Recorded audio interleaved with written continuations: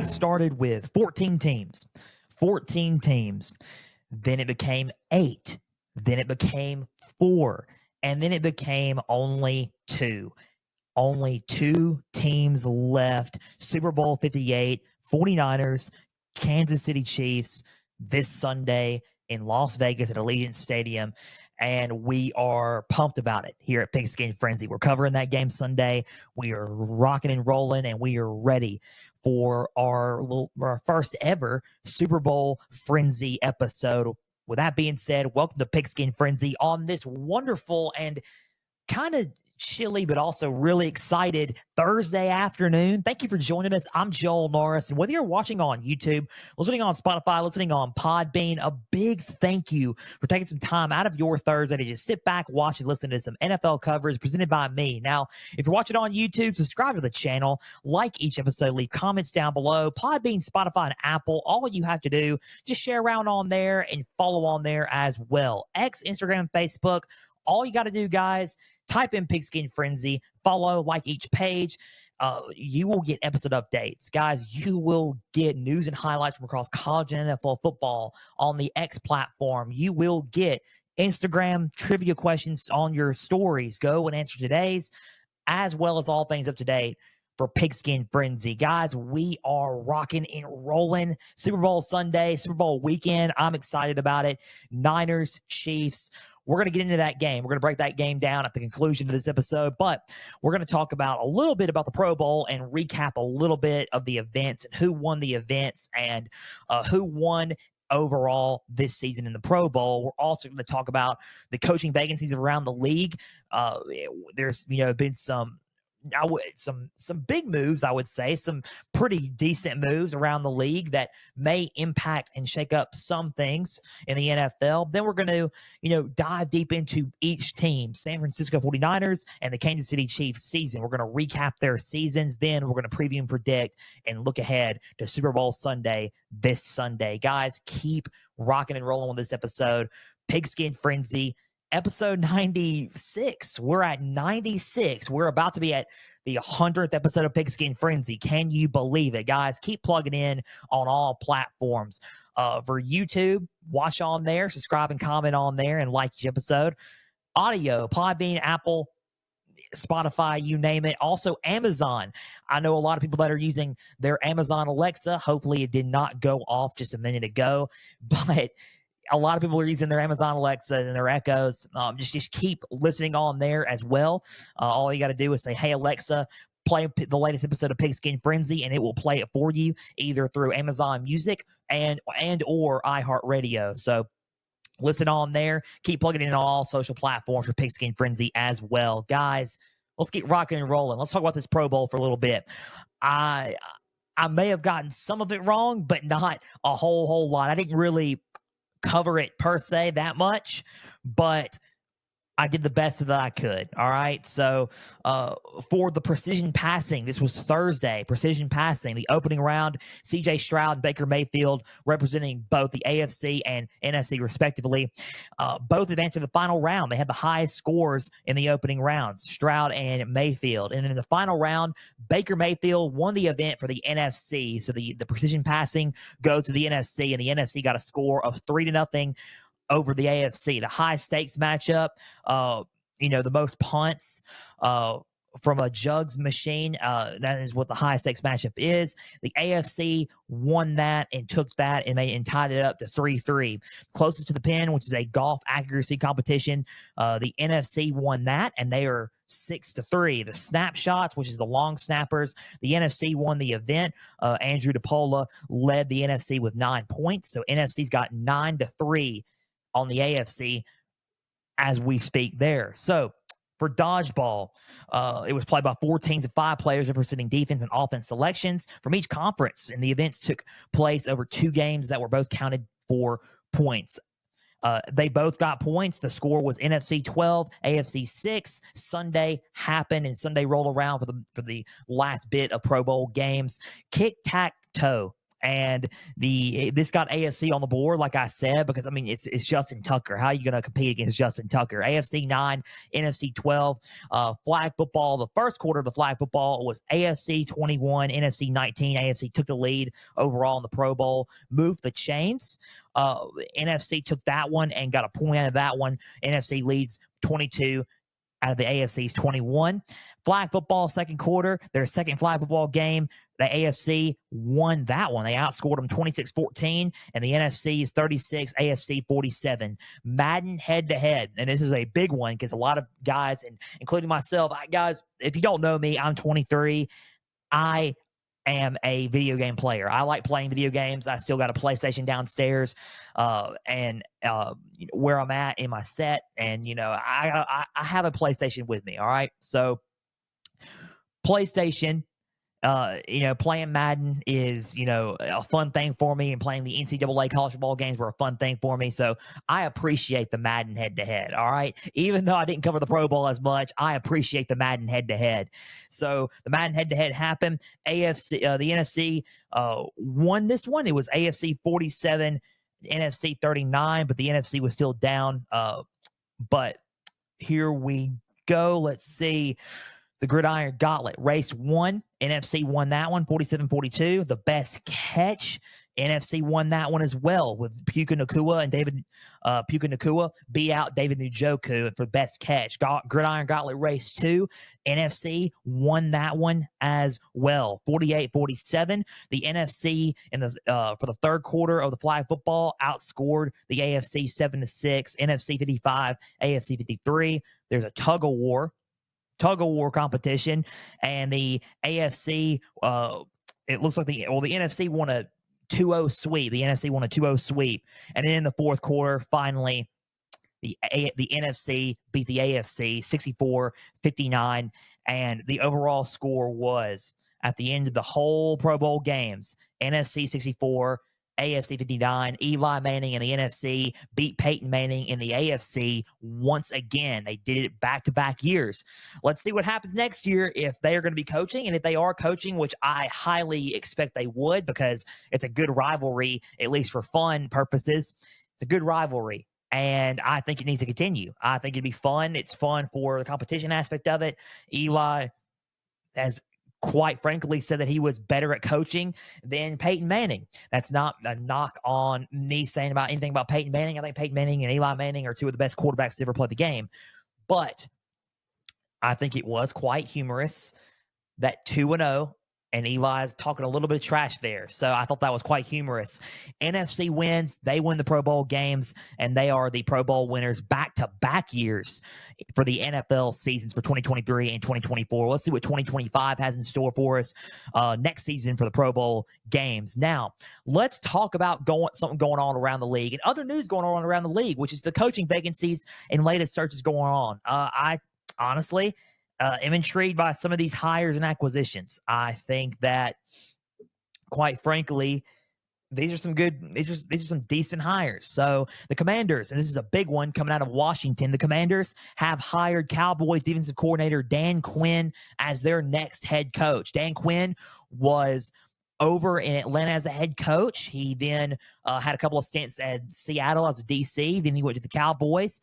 He was rumored for the head coaching job for the Seattle Seahawks, but Dan Quinn ended up going to the Washington Commanders. He is their next head coach. And Eric Bieniemy is no longer the offensive coordinator for the Washington Commanders. They have selected a new OC, and the Commanders have hired former Cardinals head coach Cliff Kingsbury to be their next offensive coordinator. So his staff in Washington is coming along quite nicely. It is going to be interesting to see in the draft if they pick a quarterback, or if they're going to stick with their guns and start Sam Howell and then draft a wide receiver and get Sam Howell some help. Or are they going to continue developing Sam Howell, or are they just going to completely rebrand and go with a different quarterback for the future in Washington? That's going to be a very interesting thing there to see what Dan Quinn and Cliff Kingsbury do down in Washington. It's going to be an interesting thing. For Cliff Kingsbury, he was honestly about to go to the Las Vegas Raiders as their offensive coordinator.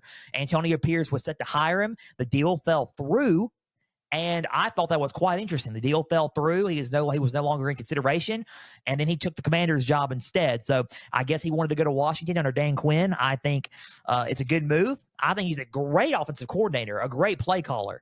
If you look at what Kingsbury has done and what Cliff has done, not just not just in the NFL. He's had some bright moments in the NFL. He may have not been a solid head coach overall in the NFL and you know for the Cardinals in general. But when you look at what he's done, even at Texas Tech and what he did in college, he's a pretty good play caller. He's a good mastermind. He learned from one of the best offensive masterminds in football and in college football for sure, in Mike Leach. So he is a good play caller, and I am very, very intrigued to see what he does at Washington. Will it work out?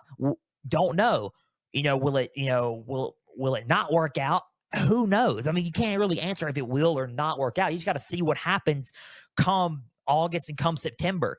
Mainly come September. That's when the regular season is for the NFL. But come September, and we just got to see what happens there with Cliff Kingsbury and the Washington Commanders. So good hires on both ends. Let's see what happens between the two teams, or the two coaches on the same team. My bad. For the Las Vegas Raiders. Speaking of the Las Vegas Raiders, they have officially found this time, their offensive coordinator. Former Bears offensive coordinator Luke Getsy has been hired by the Las Vegas Raiders to be their next offensive coordinator. I'm kind of curious about this one. I'm trying to see what their offense can look like under Luke Getsy. I think the Bears showed a little bit of promise under Getsy, a little bit, but not to the point where it was going to lead him to a championship title or anything like that. If you want my honest thoughts, I think Getsy's a good hire. Is he going to be the correct hire for what the Raiders are trying to do in the AFC West and what they're trying to do in the AFC and in the NFL as a whole? I don't know that answer just yet. Now, a big need for them is probably going to be quarterback. Jimmy Garoppolo, it seems like they are not really on board with Jimmy Garoppolo starting as their quarterback. Don't know what's going to happen with that situation yet, but they kind of seem like they need a quarterback besides Aiden O'Connell, because Aiden O'Connell hasn't been over time, as he played half and majority of the season as the quarterback. He didn't really pick up a whole lot in the passing game. So are they going to choose another quarterback? Are they going to try to rebrand like the Commanders are doing and get a quarterback up in Las Vegas? I don't know that. Only time will tell, and April will be the time to tell it.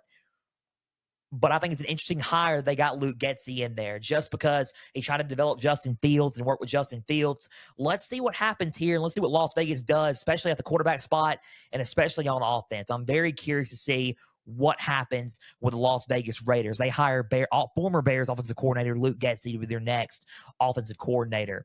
The Chargers are hiring Michigan defensive coordinator Jesse Minter to be their next defensive coordinator. A familiar face for Jim Harbaugh, guys. A familiar face. He was the defensive coordinator under Michigan last season during the national championship run Jim Harbaugh put together at Michigan. So Jesse Minter will follow Jim Harbaugh to the Los Angeles Chargers and be the Chargers defensive coordinator. And let me tell you what you're getting out of Jesse Minter: a brilliant and physical play caller when it comes to the defensive side of things. He knows how to line up the defensive front and make them be physical, which I think they need when you got guys like Joey Bosa, when you got guys like Khalil Mack. He knows how to man up with his safeties and defensive backs, Derwin James, Asante Samuel, you name it. He knows what to do when it comes to being physical and playing a little bit of a pass like a pass man type of coverage, like a hybrid type of coverage. That really lines up with physicality and manning up on your opponent, right? So I feel like Jesse Minter is a good choice for a lot of reasons, and it's to fix the passing defense for one, but also bring a little bit more physicality to the Los Angeles Chargers defense. So I really like this hire for the Chargers, and he falls into Los Angeles. And the thing is, the Chargers, like I said, could have been so much more. I said this. They could have been so much more than they actually were. And I'm glad that they made the right decision by getting Jim Harbaugh as the head coach and getting a defensive coordinator in Jesse Minter. What's going to happen on the OC spots and what's going to happen on the offensive side of things, I don't know yet. But only time will tell and see what Jim Harbaugh does for the Los Angeles Chargers. 2 more hires, and we will get to showcasing these 2 teams. The Seahawks have hired Ravens defensive coordinator Mike Macdonald to be their next head coach up in Seattle. Big hire there. The Ravens were top 5 in defense this year. Seattle needs a little bit of that spark back on defense to how they used to play on defense. Seattle's defense used to be really, really physical. They were almost hated around the National Football League because of how tough and physical and strong they were.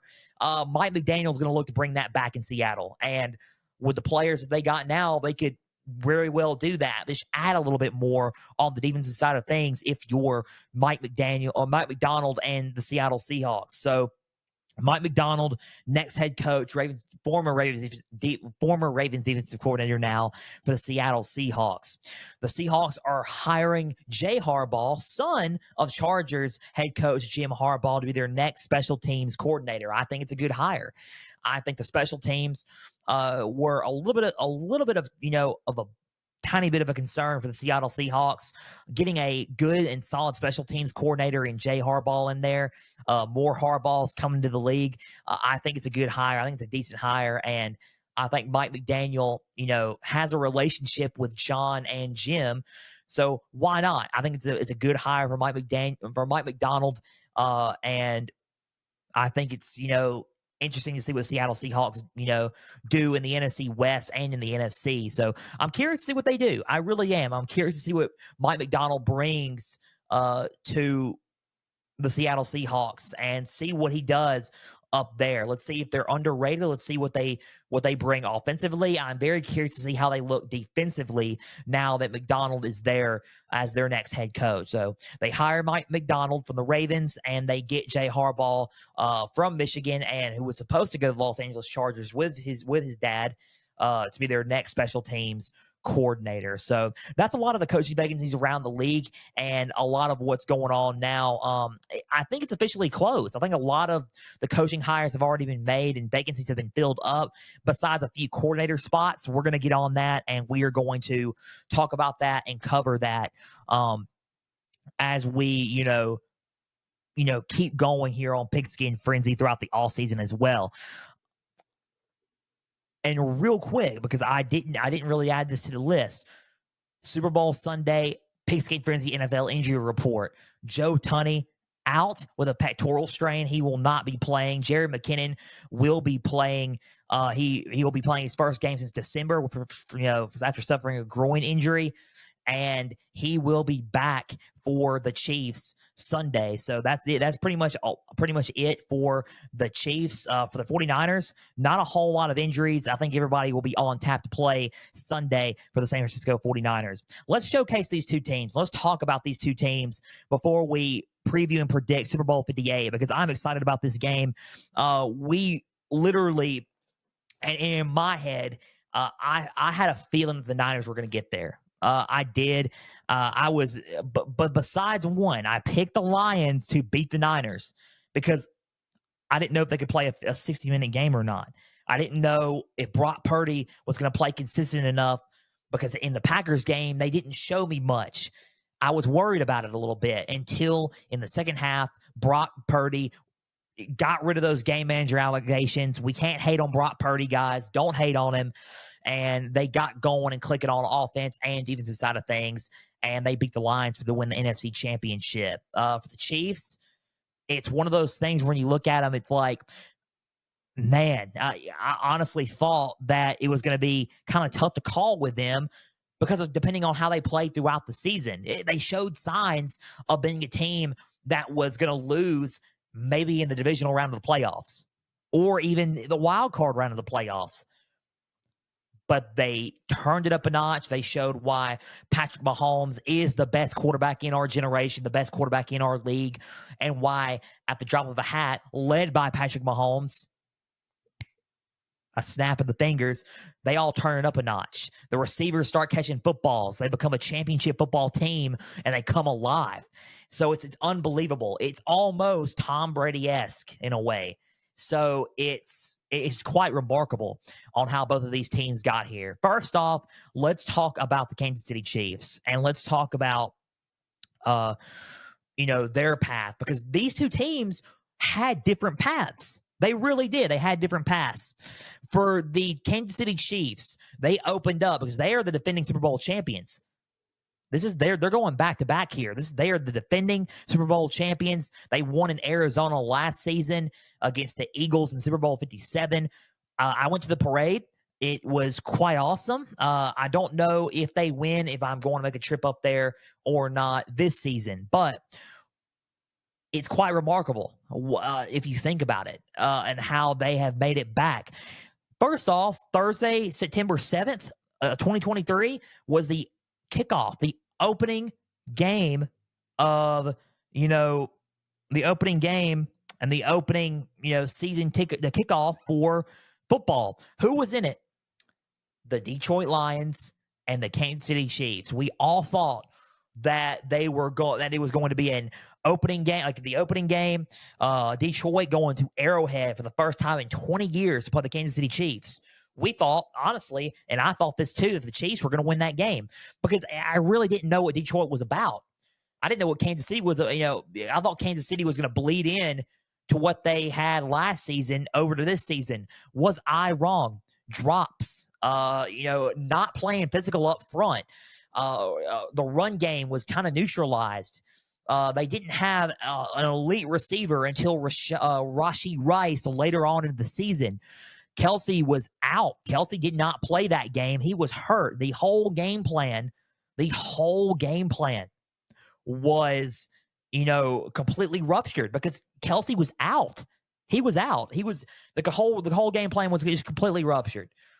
Final score of that game was 20-19. The Detroit Lions defeated the Chiefs in Arrowhead. We found out that the Lions were for real. We found out that the Chiefs looked like they needed some work to do. Kelsey ended up playing against the Jaguars. They won their next game against the Jaguars, and it was kind of up and down from there on their schedule, going from, from a loss to the Lions to a solid win against the, to the Jaguars. They were 17-9. The Bears, they played the Bears 41-10 week 3. The Bears, they beat the Bears in Arrowhead. They go to MetLife in week 4. And by the way, guys, around week 3 is when the rumors started. The rumors were swirling, and it was a swirling rumors. And you're going to be like, dude, are you seriously talking about this right now? I am going to talk about it because it affects how they play. It affected how they play. The rumors were swirling about Taylor Swift, Grammy award-winning singer-songwriter, the best pop artist, the best singer-songwriter right now in our generation. Taylor Swift started dating the best tight end in our league, Travis Kelce. And the rumors were, in fact, true. Kelce got her number with a bracelet in Arrowhead at her concert during the summer in Kansas City. They started dating, and she went to the Bears game. She was there at the Bears game. Then she went to the Jets game in MetLife, and they won that game too. Controversial holding call, by the way. Zach Wilson had an awakening almost due to the injury of Aaron Rodgers for the Jets. They won that game. They beat the Vikings, and Taylor Swift was not at that game due to her Eras Tour obligations. We go back to the Broncos, and the Broncos, they won that game at Arrowhead on Thursday Night Football. And quite frankly, guys, 1-1. I mean, you look at their schedule. They're 5-1 at this point, 6-1 at this point. They go to the Chargers. They beat the Chargers week 7. They're 6-1. And then it started happening around late October. The Chiefs started, but they were on a roll for a good bit, and they started playing really, really well, but then it's when they started getting cold. They were hot and cold, and that's when they started getting cold. Week 8, Mahomes ended up coming down with the flu, had not one of the best games of his career. It was, in fact, honestly, I called it like this: probably one of the worst games I've ever seen Patrick Mahomes play ever. It was 9-24. The Broncos got their first win against the Chiefs in 8 seasons. In 8 years, that was their first win in Mile High in Denver, Colorado. The Denver Broncos beat the Chiefs. Snowy weather, cold environment, and it was, a flu game for Mahomes, and he did not play well. 9-24 loss there. They go to Germany and they end up playing the Dolphins. They end up playing the Miami Dolphins and winning by a touchdown. Not the prettiest game. Second half was not the best. It started not becoming the best for the Chiefs because they don't score any points in the second half. They got to a common theme where they were not scoring in the second half. They were doing good in the first half, but they didn't finish their game strong. They still won that game 21-14. They had a bye week after that. They played the Eagles around Thanksgiving week, a Monday night football going into Thanksgiving week. They were leading in the first half. They collapsed in the second half. They were dropping footballs. Mahomes couldn't find open men. They weren't playing physical up front, and the Eagles beat them 21-17 in Arrowhead in the Super Bowl 57 rematch. The Eagles won that one. They just weren't playing the best of their abilities. They played the Raiders, and they played actually a little bit better. 31-17, got the win there. And then it became evident again. It was just, it was a cold day for him again in Lambeau Field. The Packers, granted, the Packers held like it was nobody's business. Did the Chiefs hold? Yes, they do. But this was clear and blatant holding. But the Packers, they let it go on the Packers, and the Packers beat the Chiefs 27-19. Guys were dropping footballs. They weren't catching it. They weren't in a rhythm, and they just seemed really distracted. And same thing with the Bills. They played the Bills 20-17. They lost that game due to Kadarius Toney being offsides on offense because they were going to win that game despite a great lateral from Travis Kelce to Kadarius Toney for a touchdown. But an offensive offsides happened, and the Chiefs lost that game. They won against the Patriots, but they did not play the best. They played kind of cold. Patrick Mahomes threw a couple of picks, turned the ball over a little bit. It was a sloppy game overall by both teams, but the Chiefs beat the Patriots in Gillette Stadium 27-17. Christmas happened, and the Chiefs played a very sloppy game on Christmas. They lost to the Raiders in Arrowhead 14-20. Not the best look. They didn't play the best game against the Bengals either, but they got the win 25-17. Chargers, they beat the Chargers 13-12, but all their guys were, sitting. So it was, quite interesting, to say the least, looking at it. But you think I'm hating on the Chiefs, but I'm not. It was hot and cold throughout the year. I thought, in my honest thoughts, they were distracted by the Taylor Swift noise, distracted by the starstruck, we're the Chiefs, no one can beat us mentality. I think they woke up. I think they realized that, hey, we're in the playoffs, and we are lucky to be in the playoffs at the number 3 seed at the third spot, and we're lucky to have a home game week 1 against the Miami Dolphins. We need to wake up and not play some football and not get distracted by all the outside noise.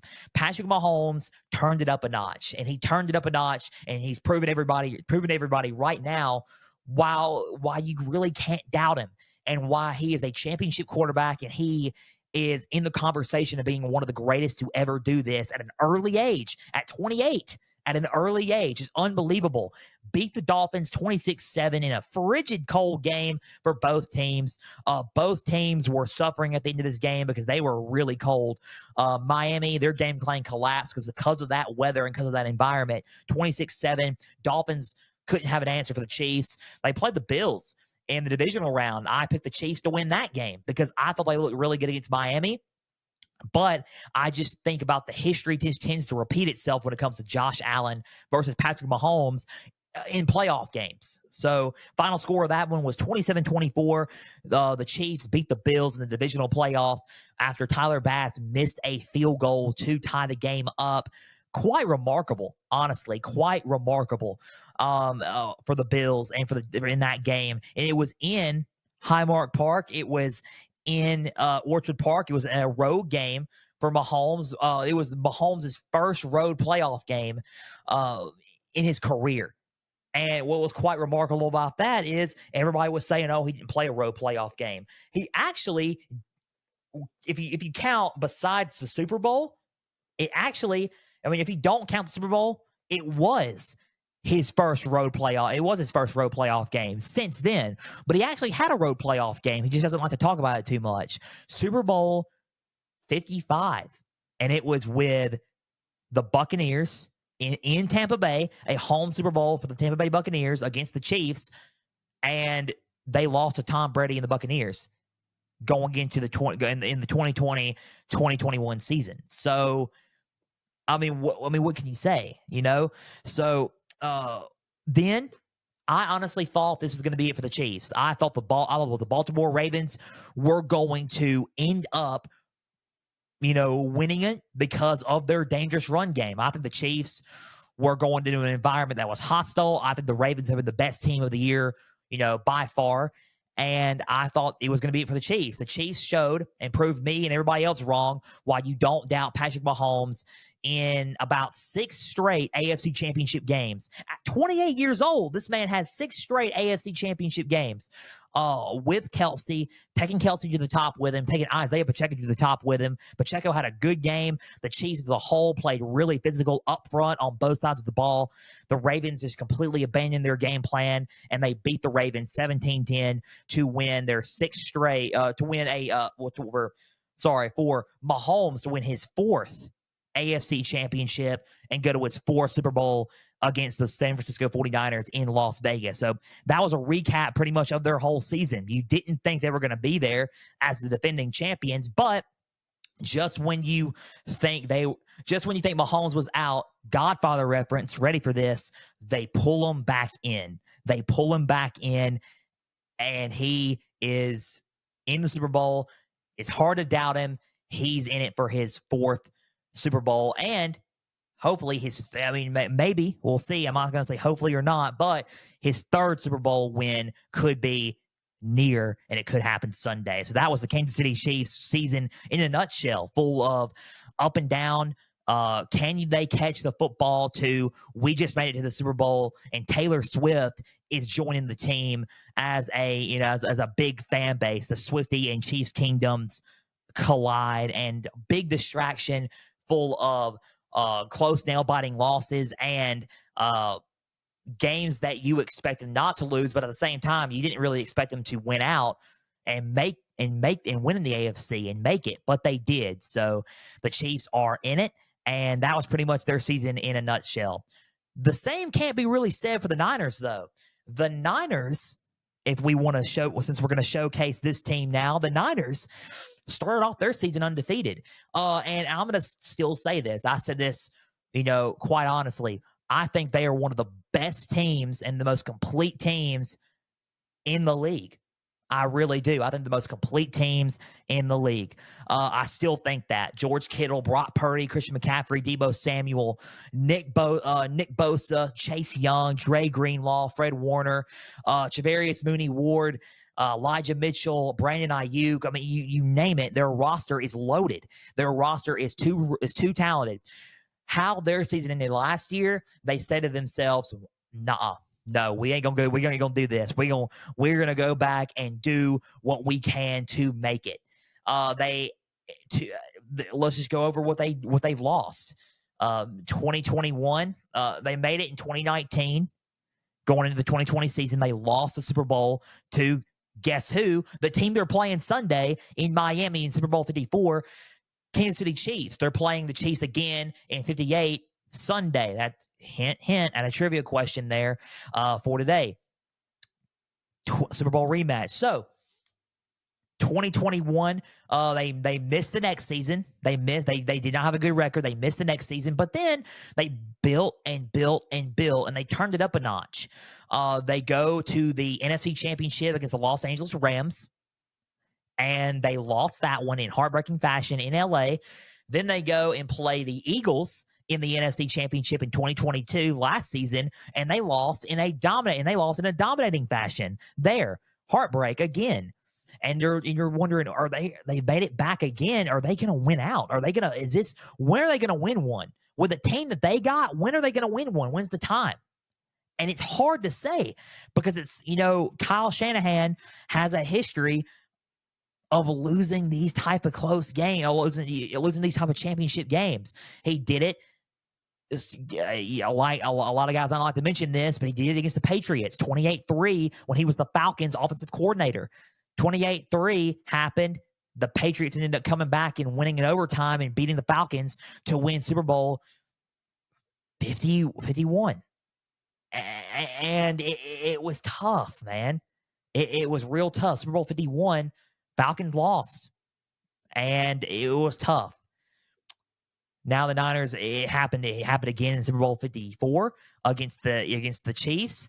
It happened against the Rams. It's happened against the Eagles. And you're thinking to yourself, when are they going to win one? They weren't playing around. Brock Purdy became the starting quarterback late last season and ended up showcasing his talents on why he was going to help lead this team to a title. So let's kick it off. Let's kick it off with the Niners.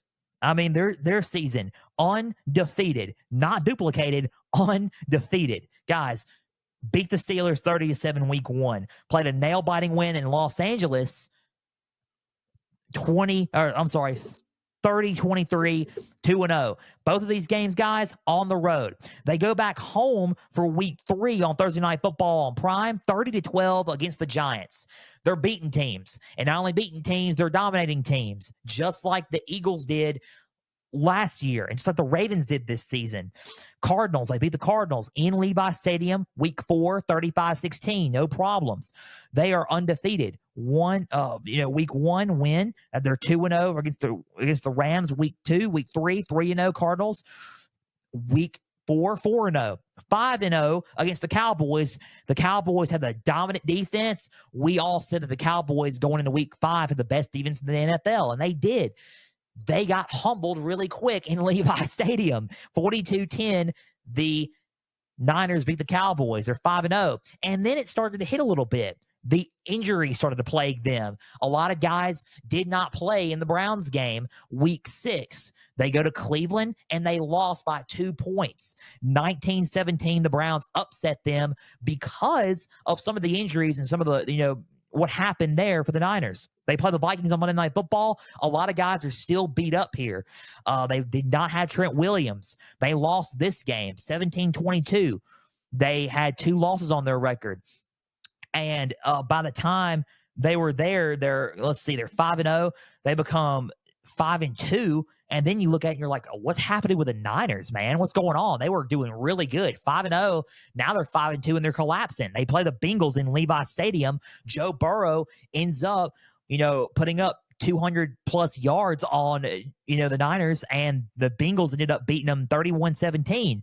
They lost. The Bengals out-physicaled them in Levi Stadium, and the Niners were still beat up. Debo, they needed that rest. The Niners needed a rest. They were 5-3, needed a rest, and it was just kind of hard because you're thinking to yourself, are they really the best team? Because at the time, I was saying to myself, they're the best team in the league right now. And then they lost 3 games. The Pigskin Frenzy curse, that's what we're going to call it. They had a bye week, and it was a much-needed bye week because they got all their guys back.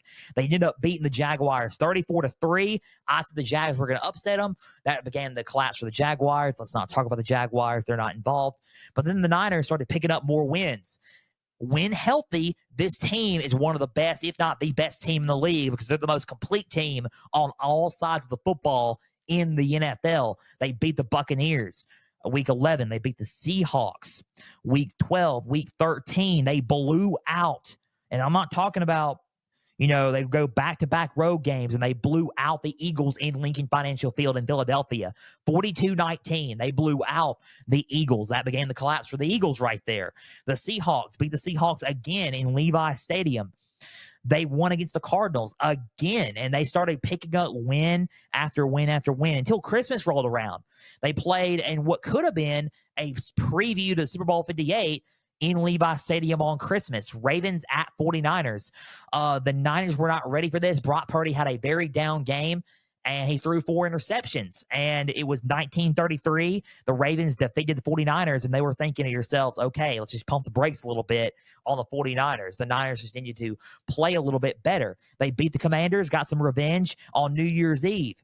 Then their last game of the regular season, they lost. They sat majority of their players. They already clinched the number 1 seed anyway. So by Christmas, the number 1 seed was in hand, and it was the 49ers, and they already won the NFC West anyway. So they go to the divisional round, and they play the Packers, and then you look at the Packers, and you're looking at that game, and you're thinking, the Packers are giving it everything they got, but the Niners are kind of sleeping just a little bit because the Packers were in firm control of that game up until the last 2 minutes of that football game. 2-minute drill happened. Brock Purdy defeating the allegations again, winning 24-21, and Christian McCaffrey running it into the end zone. They defeated the Packers to go face the Lions in the NFC Championship game. I picked the Lions to win because I honestly thought history tends to repeat itself sometimes.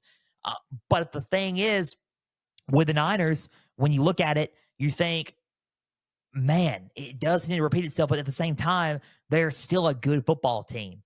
They're still a really good football team. So let's hold on for a little bit. Let's keep watching the NFC Championship. Let's keep watching it. The Lions dominated the first half. George Kittle, and like I said, George Kittle had the most up confidence in his team. He told everybody on the sidelines, and go look it up, told Brock Purdy, he said, man, we're going to get up on that stage at the end of this game, and I'm going to tell everybody they had us in the first half, not going to lie. And he looked at Brock Purdy, and Purdy was thinking to himself, what is this guy talking about? He encouraged him. He said, keep playing. Let's keep playing this game. This game ain't over yet.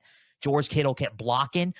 Purdy and the rest of the Niner gang, as they call themselves, the faithful, as they also call themselves, kept rocking and kept running the ball, kept throwing the ball, kept playing on all cylinders, and the Lions just collapsed.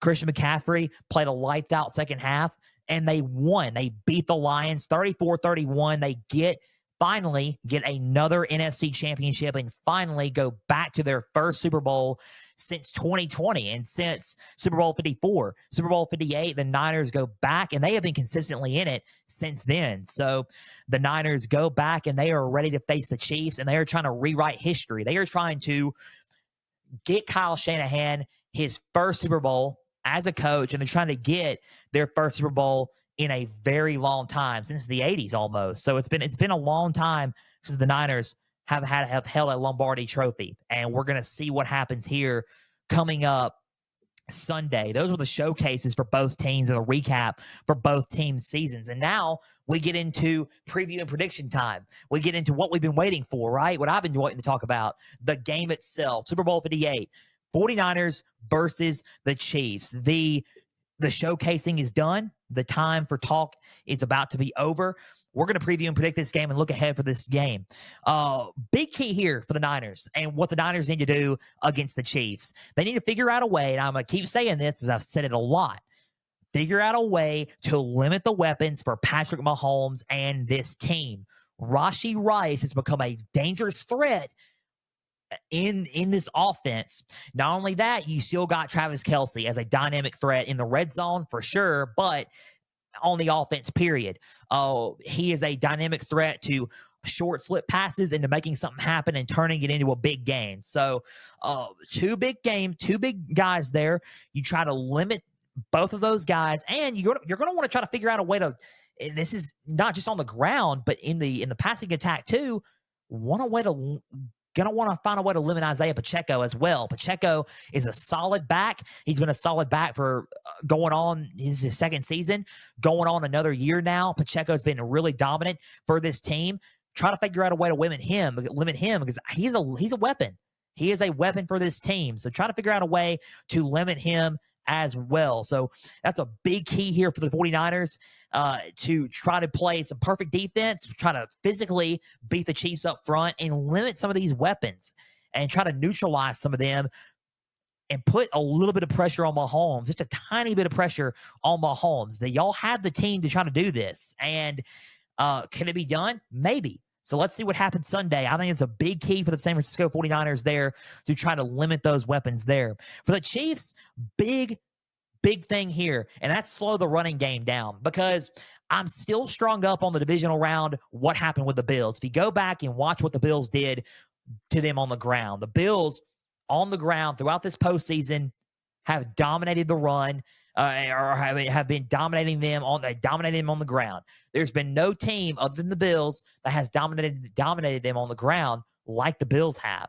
The Niners are a team that can do that, especially with who they got in the backfield. They got the best running back in the league in Christian McCaffrey. They also got a dynamic back in Elijah Mitchell as well, rotating in and out with him, but mainly Christian McCaffrey. So for the Chiefs, you got to slow that rushing attack down for the Niners. I think the Niners can win the game if they play physical up front and they run the ball on the Chiefs and run it down their throats. I think if they run it down their throats, it's going to be hard to stop Christian McCaffrey.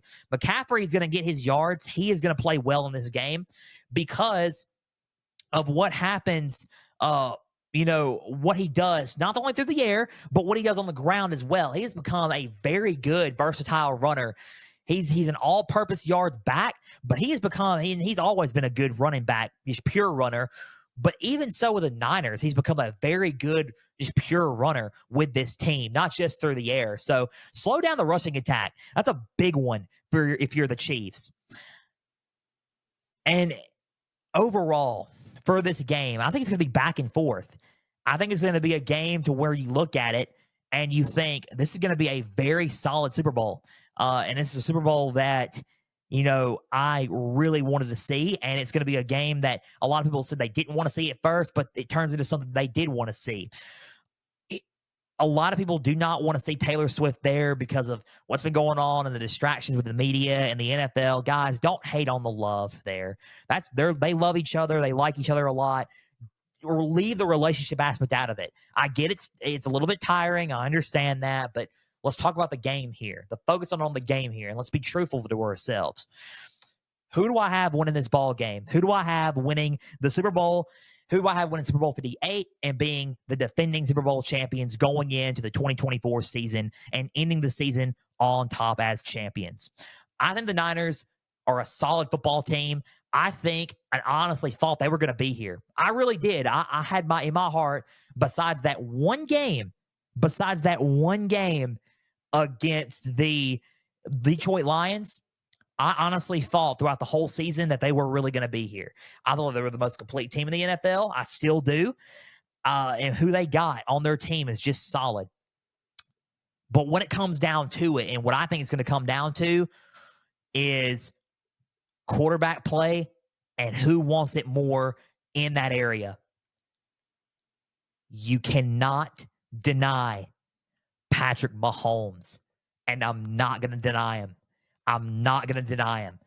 The Chiefs are going to win this ball game. I honestly think that the Niners are going to come close. They're going to cover this game, but history is going to repeat itself. History is going to repeat itself just like in Super Bowl 54, just like in all the NFC conference title games. It's going to repeat itself for Kyle Shanahan, unfortunately. Good coach, but I think the Chiefs and Patrick Mahomes are just I think Mahomes are too good. I think the Chiefs, we've underestimated them a little bit. I think they're good. I think Kansas City's going to win back-to-back Super Bowls like the Patriots did way back in the day and like Tom Brady did way back in the day. Patrick Mahomes wins the Super Bowl. He wins Super Bowl 58. He even gets Super Bowl MVP. I think he will get MVP this year, and I think he will do that. I think Kelsey will come close, but I think Patrick Mahomes will get MVP once again, and he will be a three-time Super Bowl champion, and he will get his third ring. Chiefs 24, 49ers 17. Chiefs 24, 49ers 17. The Chiefs go back-to-back, and they become Super Bowl champions again, and they win Super Bowl 58, and Mahomes gets his third ring. You just can't deny Patrick Mahomes, and it's hard. It's really hard.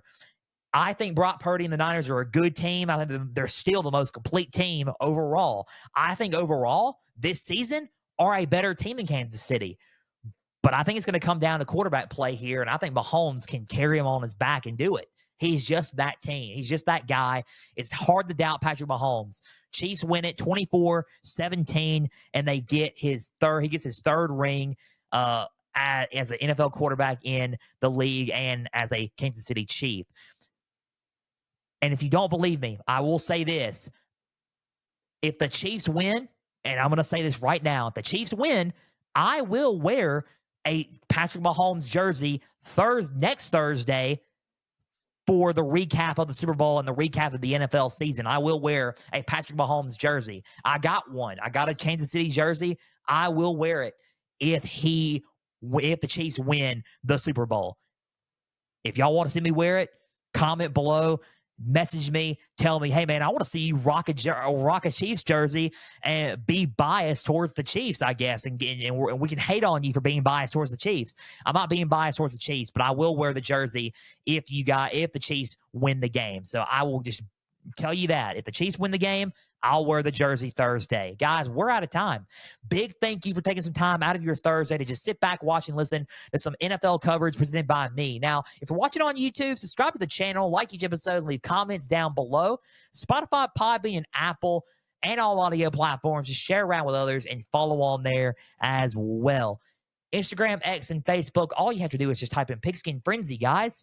Just type it in, follow, like the pages there. You will get episode updates. You will get news and highlights from across college and NFL football on X, on Instagram, trivia stories, going into today's, as well as all things up to date for Pigskin Frenzy. Guys, big thank you for taking some time out of your Thursday once again. Enjoy this weekend. Super Bowl 58 this weekend.